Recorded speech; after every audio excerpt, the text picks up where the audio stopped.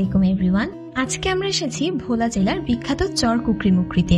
ঘুরে দেখেছি বাংলার অ্যামাজন খ্যাত এই ম্যানগ্রোভ বনাঞ্চলকে। আর আপনারা ঢাকা থেকে কিভাবে আসবেন, কোথায় থাকবেন, সবই থাকছে এই ভিডিওতে। সো চলুন শুরু করা যাক।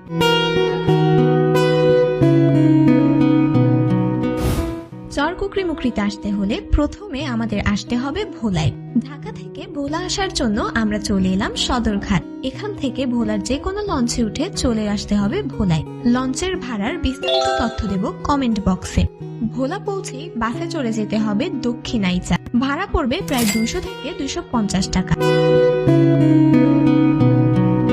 দক্ষিণাইচা এসে অটোতে উঠে চলে যেতে হবে কচ্ছপিয়া ঘাট। ভাড়া পড়বে পার পারসন মাত্র 10 টাকা।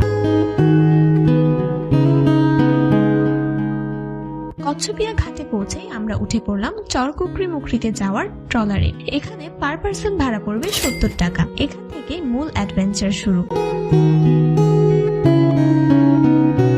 ট্রলার ধীরে ধীরে এগোতে লাগলো আর চোখে পড়লো নদীর অপরূপ সৌন্দর্য। দুপাশে হালকা সবুজ বন, জেলেদের জাল টানা আর দূরে জলরাশির উপর সূর্যের আলো, সব মিলিয়ে যেন এক স্বপ্নময় পরিবেশ। সেদিন আকাশও ছিল নিখুঁত, যেন খোদ আকাশ নদীর অপর প্রান্তে মিশে গেছে। আমরা ক্যামেরায় ছবি ও ভিডিও ক্যাপচার করছিলাম আর বসে বসে উপভোগ করছিলাম প্রকৃতির এর দারুণ আয়োজন।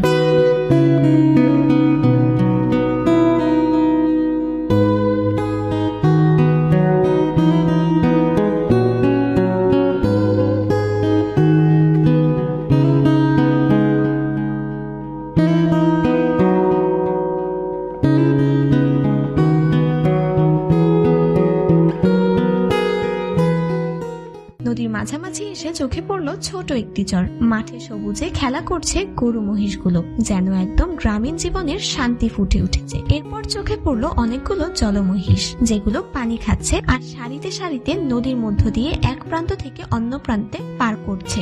দৃশ্যটা যেন সত্যি কোনো শিল্পীর আঁকা চিত্রকর্ম।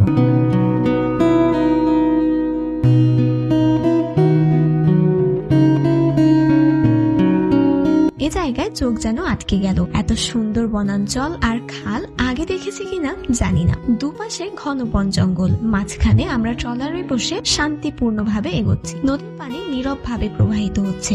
সূর্যের আলো পানির উপর রিফ্লেক্ট করে ঝলমল করছে। দূরে জেলেরা মাছ ধরছে আর মাঝে মাঝে গাছের পাতার ফাঁক দিয়ে ছোট ছোট পাখি উঠছে। ট্রলারে নরম দোলনা, পানি ছোঁয়া হাওয়া আর চারপাশের সবুজ পরিবেশ, সব মিলিয়ে এক অবর্ণনীয় শান্তি।